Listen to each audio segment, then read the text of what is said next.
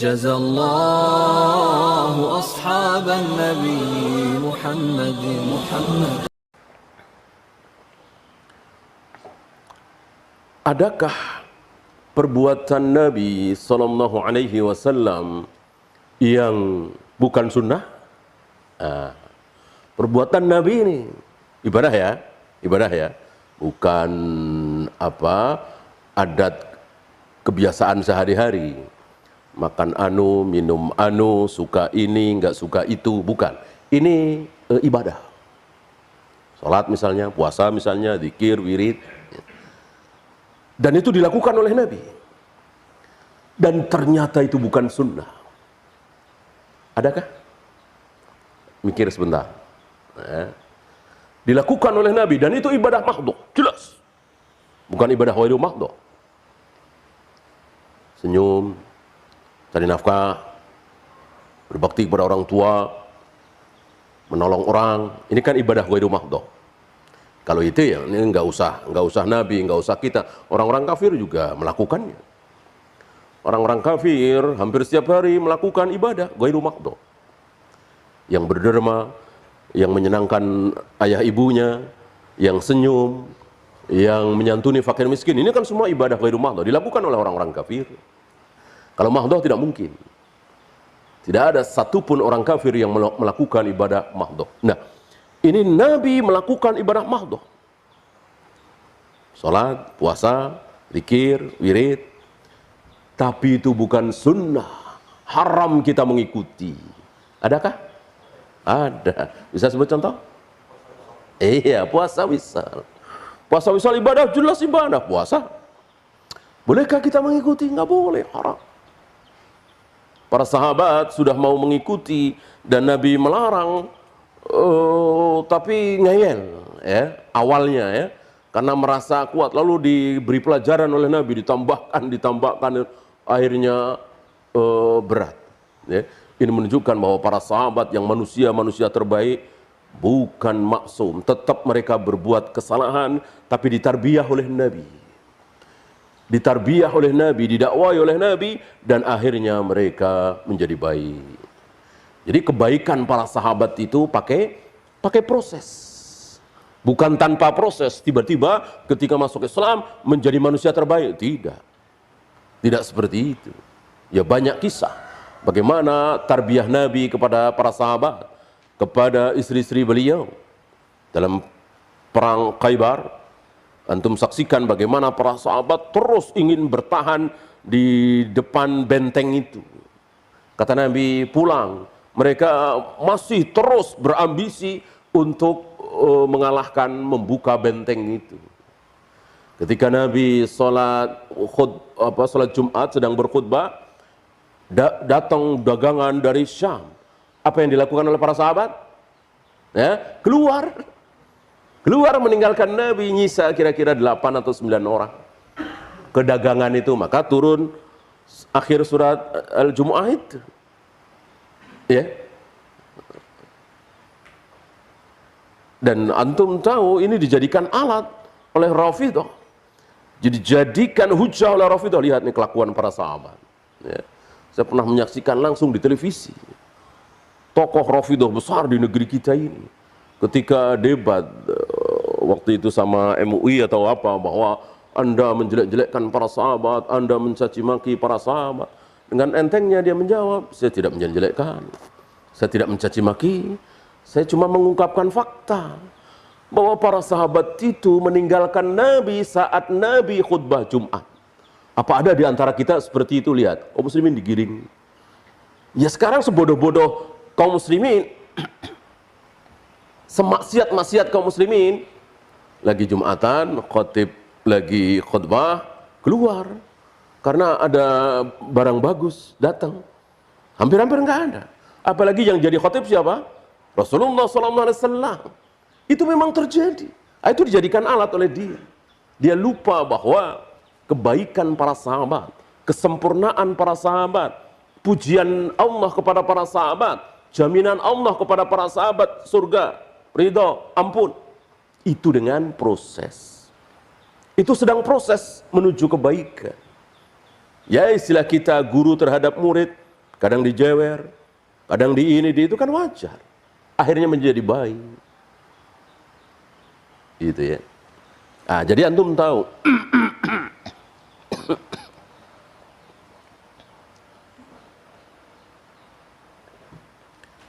Ada perbuatan Nabi, ibadah Nabi, tapi haram kita mengikuti. Itu bukan sunnah. Puasa wisol, nikah lebih dari 4 wanita, tidak banyak memang, tapi ada beberapa. Ya, meletakkan pelepah kurma basah di atas kuburan dengan harapan, bukan harapan ya, kepastian bahwa selagi pelepah kurma ini masih basah, maka siksa terhadap mayat yang di bawah itu, dalam kubur itu, diperingan. Sabda Nabi SAW di hadapan para sahabat. Ya, apakah itu sunnah? Jawab tidak. Kenapa? Karena tidak ada sahabat yang mengikuti, melakukan itu. Sepeninggal Nabi, nggak ada satupun sahabat yang puasa wisal. Maghrib, nggak buka apa-apa, nggak makan, nggak minum apa-apa, terus disambung sampai besok. Tidak ada satupun sahabat yang puasa wisal sepeninggal Nabi SAW. Tidak ada satupun sahabat yang meletakkan daun-daun basah, karangan bunga di atas kubur famili mereka masing-masing, dengan harapan bahwa si mayat yang ada di dalam kubur itu diperingan siksanya. Ya, tidak ada sahabat yang nikah lebih dari 4 wanita dan seterusnya dan seterusnya. Mereka tahu bahwa itu khususiyah Nabi SAW. Nah, sekarang pertanyaan saya balik. Tadi Nabi, sekarang sahabat. Adakah perbuatan sahabat, ibadah sahabat yang bukan sunnah? Jawabnya, tidak mungkin ada. Perbuatan sahabat, ibadah sahabat, dan ternyata, maksud sahabat di sini mayoritas ya, maksudnya ijma ya. Walaupun 2-3 orang, tapi nggak ada bantahan dari sahabat lain. Kalau ada bantahan, nggak masuk di situ. Seperti azan Jumat 2 kali dilakukan oleh siapa? Utsman bin Affan. Kita katakan itu sunnah nanti dulu, karena ada bantahan dari sahabat lain. Salah satunya yang keras adalah Ibnu Umar. Ya. Kalau ada bantahan, tidak. Kalau ada bantahan, tidak. Kalau ada bantahan, kita ambil yang lebih rajih. Para ulama mengambil yang lebih rajih, dan itu ada pembahasan khusus. Ya. Ya, seperti Ibnu Umar kan mengatakan bahwa wanita kalau mandi junub itu gelungannya harus dilepas, harus basah semua dan seterusnya. Ini kan dibantah oleh Aisyah. Sebaliknya Aisyah mengatakan sutra sholat itu tidak ada. Mosok wanita di sana makan dengan anjing hitam bisa membatalkan sholatnya laki-laki ya kalau dilewati wanita yang tanpa sutra sholatnya. Padahal aku pernah tidur di depan Nabi sholat dan seterusnya. Nah, ini kan kebalik, dibantah oleh Ibnu Umar dengan jelas sabda Nabi SAW bahwa sholat seseorang itu akan batal jika dilewati oleh 3 hal. Salah satunya wanita haidah, maksudnya wanita yang sudah haid, yang sudah dewasa. Ya.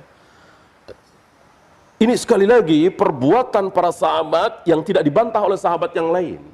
Walaupun tidak ada riwayat semua sahabat melakukan, maka sudah dikatakan itu ijma secara sukuti. Sama, ambil contoh misalnya hanya Ibnu Mas'ud. Riwayat menunjukkan hanya Ibnu Mas'ud yang mengganti assalamu alayka ayuhan nabiyyu wa rahmatullahi wabarakatuh ketika Nabi wafat, diganti dengan assalamu alan nabi. Kan riwayat menunjukkan cuma Ibnu Mas'ud. Apakah kita katakan oh ya itu cuma Ibnu Mas'ud? Tidak. Kita boleh katakan bahwa ijma sahabat boleh mengganti assalamu alayka ayuhan nabiyyu dengan assalamu alan nabi ketika at-tahiyat. Kenapa? Karena tidak ada riwayat sahabat membantah Ibnu Mas'ud. Tidak ada riwayat. Ada bantahan dari seorang sahabat terhadap ijtihadnya Ibnu Mas'ud. Jadi tahulah kita ijma' sahabat itu tidak ditandai dengan para sahabat mengangkat tangannya, para sahabat rame-rame mengucapkan setuju, tidak. Ketika tidak ada bantahan dari sahabat yang lain, sudah harus disimpulkan bahwa itu ijma'. Nah, apa yang dilakukan oleh para sahabat dalam ibadah ternyata bukan sunnah, nggak ada. Semuanya adalah sunnah. Nah, sahabat dengan kita sama-sama bukan Nabi, sama-sama bukan Rasul, tidak ada kekhususan. Tidak ada kekhususan. Adapun Nabi punya kekhususan. Salah satunya puasa wisol tadi. Nikah lebih dari 4 wanita tadi. Beliau punya kekhususan. Adapun para sahabat tidak punya kekhususan. Maka sama dengan kita dan bisa kita contoh dan bisa kita tiru. Ya. Intinya saya sampaikan kepada antum bahwa satu-satunya cara beragama yang benar adalah mengikuti para sahabat. Maka sekali lagi kaidahnya laukana khairan lasabaku dengan fa'il hum. Hum siapa? Sahabat. Bukanlah sabaqana rasul, tapi lasabakuna ilai. Sabaku di sini hum, fa'ilnya hum para sahabat. Jika sesuatu baik benar, pasti para sahabat yang pertama kali melakukan. Jika berjamaah salat tarawih 2 kali di satu masjid, yang pertama habis isya, yang kedua nanti menjelang sahur, kok itu benar baik, tentu para sahabat yang pertama kali melakukan. Itu. Jika membuat sutroh-sutroh khusus di masjid itu, sutroh kayu kan suka ada di masjid-masjid, itu baik benar, tentu para sahabat yang pertama kali melakukan. Kalau ada, jangan ragu-ragu. Kalau nggak ada riwayat para sahabat melakukan itu, jangan. Jangan kita beda dari para sahabat dalam masalah ibadah mahdhah. Kecuali ghairu mahdhah. Jangankan sahabat, beda dengan Rasul, nggak masalah. Ibadah mahdhah kita, ibadah ghairu mahdhah kita, beda dengan Rasul, nggak masalah. Rasul senyum, ibadah. Kita senyum, ibadah. Senyum Rasul dengan senyum kita harus sama? Iya, nggak mungkin. Kita nggak tahu senyum Rasul kayak apa. Senyum kita insya Allah tidak sama dengan senyum Rasul. Ya, Rasul senyum luar biasa. Para sahabat ikut bahagia ketika Nabi senyum. Ketika Nabi tertawa. Luar biasa. Berseri wajah beliau. Ya. Kita ketawa, belum tentu teman-teman kita senang, ya. Kita ketawa banyak yang nutup mulut, yang nutup hidung, ya. Itu beda senyum kita dengan senyum Nabi. Masalah enggak masalah, karena itu ghairu mahdhah. Yang harus sama itu yang mahdhah. Ya. Nah, sementara ada perbuatan Nabi yang bukan sunnah, ini kebalikannya. Ada sunnah, tapi Nabi belum pernah melakukannya sekalipun. Padahal itu sunnah. Ada enggak? Ada enggak? Itu jelas sunnah berpahala. Ibadah mahdhah. Tapi sekalipun seumur hidup Nabi belum pernah melakukan. Adakah? Ada apa? Nah, tadi puasa Tasu'a. Kan jelas sunnah. Tapi seumur hidup Nabi belum pernah melakukannya. Ya, apalagi? Merombak Ka'bah. Merombak Ka'bah. Kan Ka'bah di zaman beliau itu beda dengan Ka'bah sesuai sunnah Nabi Ibrahim, Nabi Ismail. Dan beliau tahu.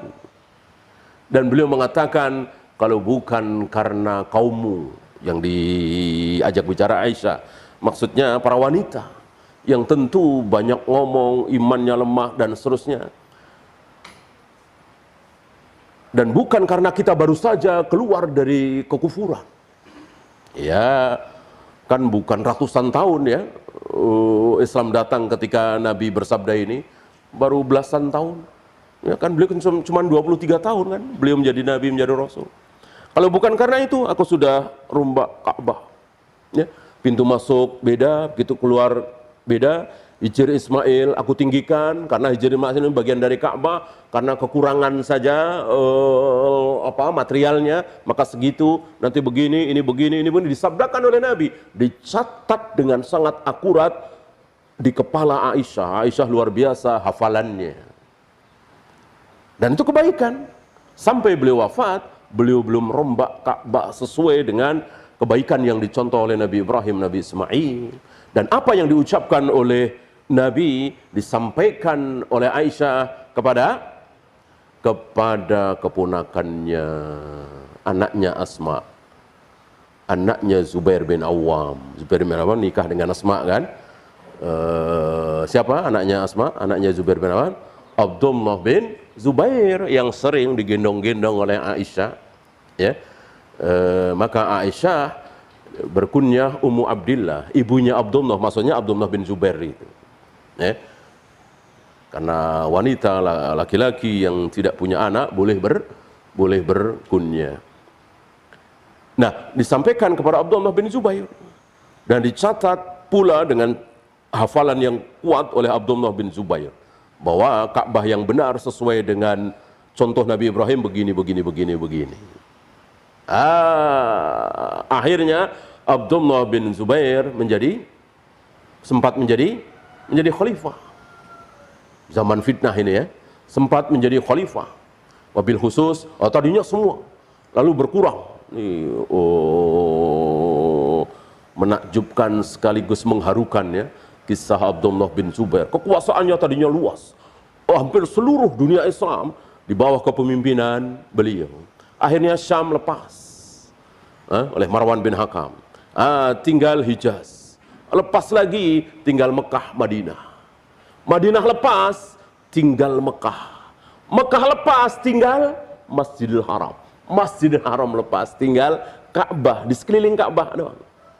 Ya, pengikutnya satu persatu keluar, satu persatu. Ya, ini kan zaman fitnah ya, pertangan sama Muslim, artinya Hajjaj bin Yusuf kan luar biasa hari itu.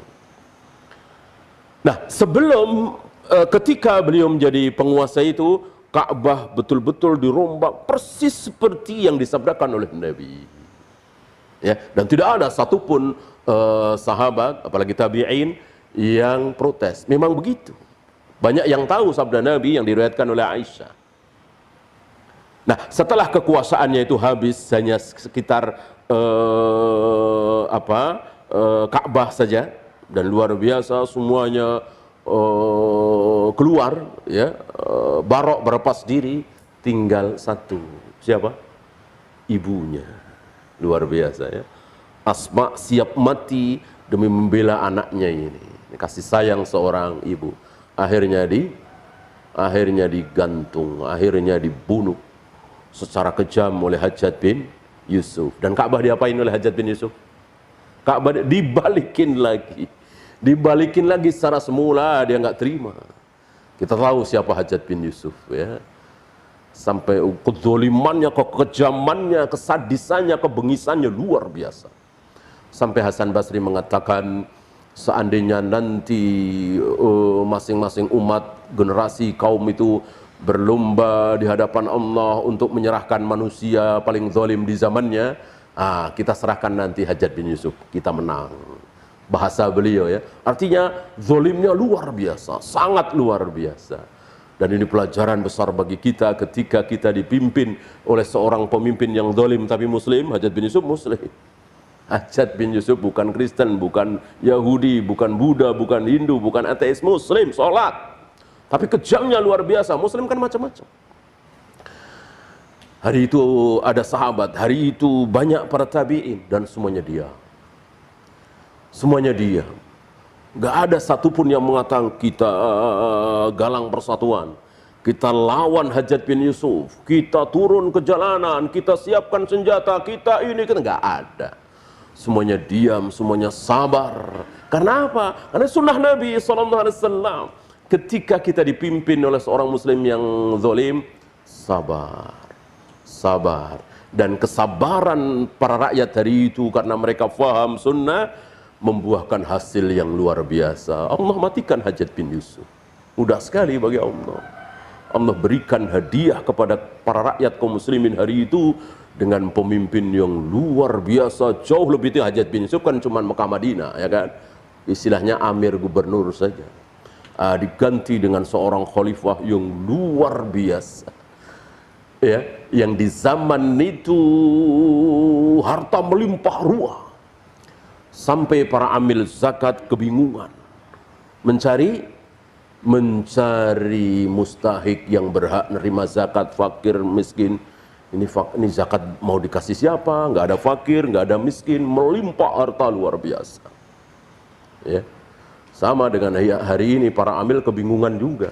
Ya, tapi bukan nyari mustahik, nyari muzaki. Ya, ini yang mau zakat mana? Fakir, miskin udah ngantri. Iya, sama-sama bingung. Gitu. Ini hadiah dari Allah kepada kaum muslimin yang sabar. Ketika dipimpin oleh penguasa yang zalim, istilah kita zalim, kejam, korup, gini gitu, sabar. Bandingkan dengan kaum muslimin di negeri kita tahun 98, nggak sabar. Begitu dolar naik, nggak sabar. Turun ke jalan terutama mahasiswa-mahasiswa. Ya. Barangkali ada di antara antum yang ikut demo waktu itu 98 ya, mahasiswa ya. Saya yakin banyak yang nyesel. Saya yakin banyak yang hari itu Ustaz Hakim bicara, Ustaz Yazid bicara, Ustaz bicara, sabar lah, nggak digubris. Apa itu Ustaz apa? Oh, apa istilahnya? Cemen, Ustaz cemen ya. Oh, penguasa zalim lawan, teriak di mimbar, sok jagoan. Padahal itu bukan sunnah. Sunnahnya apa? Sabar, sabar. Akhirnya bukan ganjaran yang Allah berikan, musibah demi musibah. Betul, Pak Harto lengser. Habis itu apa yang terjadi?